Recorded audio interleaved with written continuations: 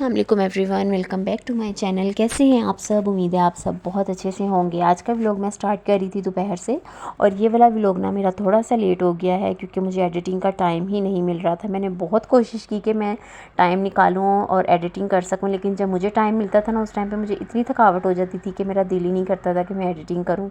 तो एडिटिंग करना भी ना ही कोई आसान नहीं होता है, एटलीस्ट 2 से ढाई घंटे आपको लग जाते हैं एडिटिंग करने में।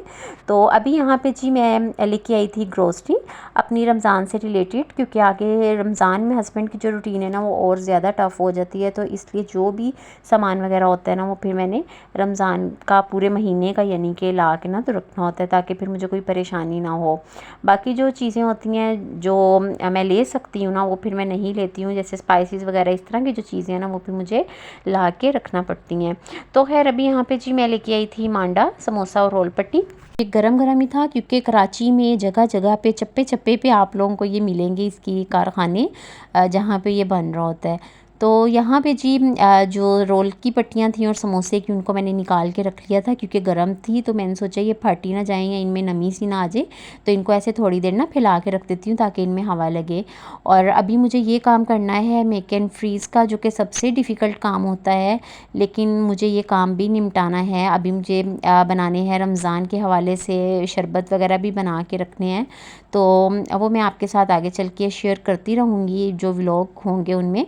तो यहाँ पे जी मैंने इनको निकाल के सबसे पहले रख लिया, और जगह मेरे पास कम है किचन में, और मैंने सोचा है कि जो मेरी इस्तेमाल की चीज़ें हैं ना जो डेली बेस पे मैं यूज़ करूँगी उनको मैं स्लैब पे ऑर्गेनाइज़ कर लेती हूँ, और बाकी जो सामान होगा जैसे स्पाइसेस वगैरह बच जाएंगे जो, तो उनको फिर मैं ऊपर कैबिनेट्स में ना ऑर्गेनाइज़ कर लूँगी। तो इस तरह से ना आसानी भी हो जाएगी रमज़ान में डेली बेस पे, क्योंकि जो चीज़ें इस्तेमाल होनी होती है ना अगर वो ऐसी जगह पे पड़ी हों जहाँ पे आप इजीली ले लें तो फिर इतनी परेशानी नहीं हो रही होती है।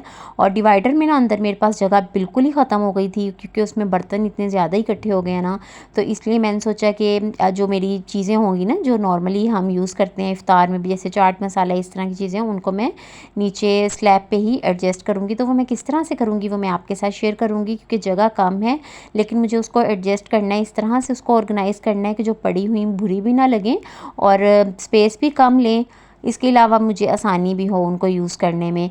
तो अभी यहाँ पे जो ये बॉल्स वगैरह थे ये मैंने लिए हैं। इसके अलावा ट्रे आज सुबह में ही मानो ने तोड़ दी थी, तो मार्केट तो मैं गई हुई थी, मैंने सोचा मैं ले लेती हूँ ट्रे एक और, क्योंकि इसके बगैर बिल्कुल भी गुजारा नहीं होता है। तो ये छोटे साइज़ की थी जिसमें 2 से 3 कप आ सकते हैं।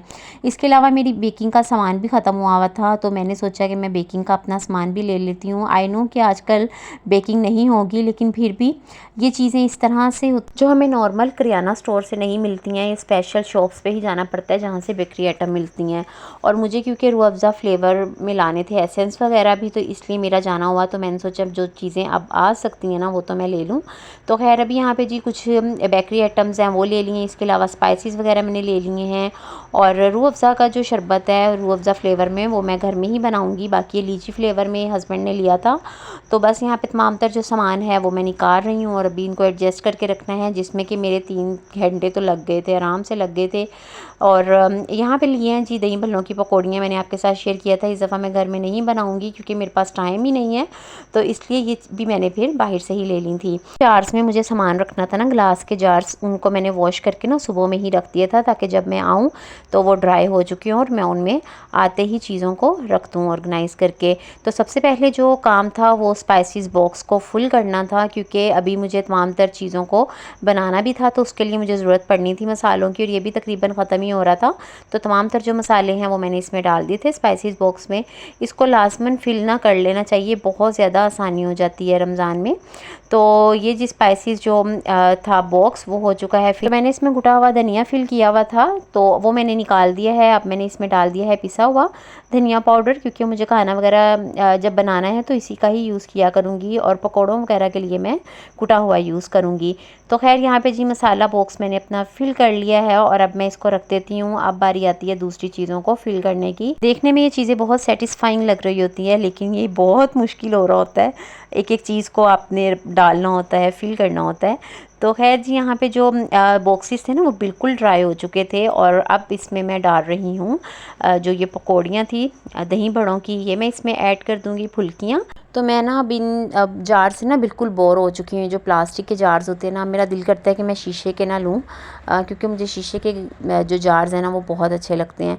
लेकिन अभी मैं लेती नहीं हूँ क्योंकि बच्चे छोटे हैं ना, तो मुझे ये होता है कि तोड़ नहीं दें, और वो थोड़े से एक्सपेंसिव होते हैं तो फिर नुकसान हो जाएगा। इसलिए अभी मैं कहती हूँ चले इन्हीं से ही काम चला लेते हैं, या किचन थोड़ा सा बड़ा हो जाएगा ना तो फिर इंशाल्लाह मैं ये ग्लास के ही जार लूँगी। मुझे वो बहुत ज़्यादा पसंद है। मेरा दिल करता है एक ही कलर के ना पड़े हों एक ही जैसे। एक और बहुत ज़बरदस्त याद चीज़ मुझे मिली है मार्केट में, जो वाइट पेपर मैं कट कर रही हूँ ना, ये होते हैं रैप वगैरह करने के लिए फ्राइंग आइटम को ना, या फ्राई करके आप कोई भी चीज़ आप इसमें रख सकते हैं उनको। बिल्कुल इसी तरह से काम करते हैं जैसे हम किचन टॉवल यूज़ करते हैं ना, तो बिल्कुल उसी तरह से ही ये काम करते हैं। लेकिन वो थोड़े कॉस्टली होते हैं, ये इतने कॉस्टली नहीं होते हैं। तो मुझे बहुत ज़बरदस्त ये चीज़ लगी तो मैंने ये भी ले ली, क्योंकि अब रमज़ान है, रमज़ान में तो मोस्टली फ्राइंग आइटम का ही काम होगा।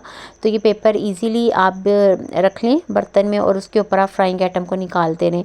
तो यहाँ पर तुख मलंगा था जिसके बगैर इफ्तार बिल्कुल भी मुमकिन नहीं है, तो वो मैंने ऐड कर दिया इसी तरह से जार में। और ये वाइट तिल हैं जो कि मैं डेली बेस पे यूज़ करती हूँ, तो ये भी मैंने इसी तरह से छोटे से बॉक्स में डाल के ना इनको भी रख दिया था।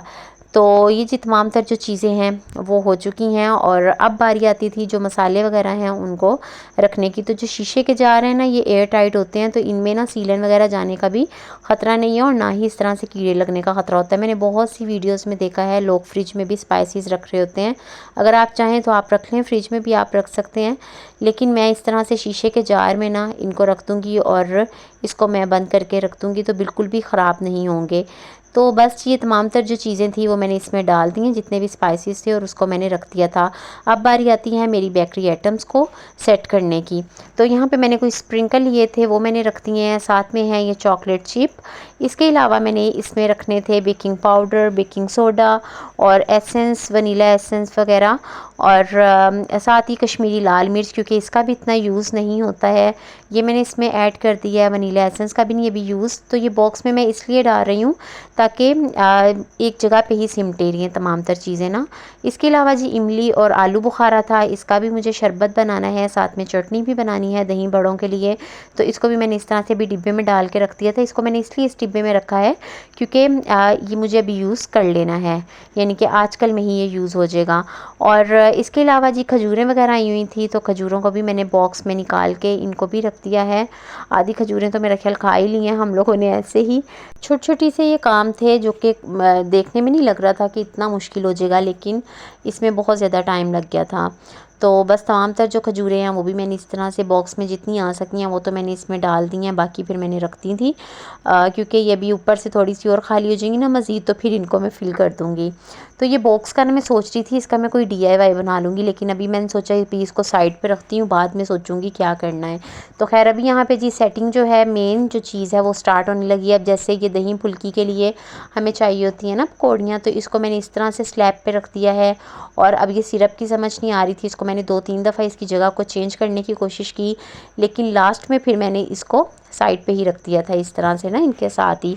और अब जितने भी छोटे छोटे से जार्स थे जो डेली बेस पे यूज़ होने हैं, जैसे चाट मसाला है, सफ़ेद तिल है, इसके अलावा तुखमा लंगा है, चिया सीड और चीनी पत्ती है, तो ये मैंने ना इस तरह से इसमें रख दिया था। इसके अलावा हस्बैंड की ग्रीन टी है और पिसी हुई काली मिर्चें हैं, नमक है, तो इन तमाम तर चीज़ों को मैंने यहाँ पे एडजस्ट कर दिया था इस तरह से। और बस यहाँ पे यही चीज़ें मैंने रखी हैं। इसके अलावा आगे से सारी स्लैब जो है वो खाली है और दूसरे कॉर्नर में मैंने स्टोव रखा हुआ है। तो बिल्कुल भरना भी नहीं था मुझे, लेकिन इस तरह से एडजस्ट करना था कि चीज़ें पड़ी हुई ना अच्छी लगें, ऑर्गेनाइज लगें। तो खैर यहाँ पे भी मैं आपको दिखाती हूँ जी मैंने किस तरह से अपने रमज़ान कॉर्नर को सेट किया है।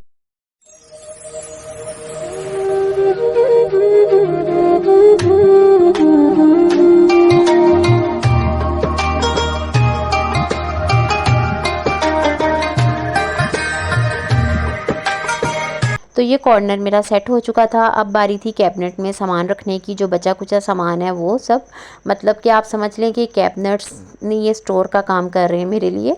तो यहाँ पे जी मैंने जितना भी मेरा जो सामान वगैरह था ना वो रख दिया है, जिसमें बेसन वगैरह भी है।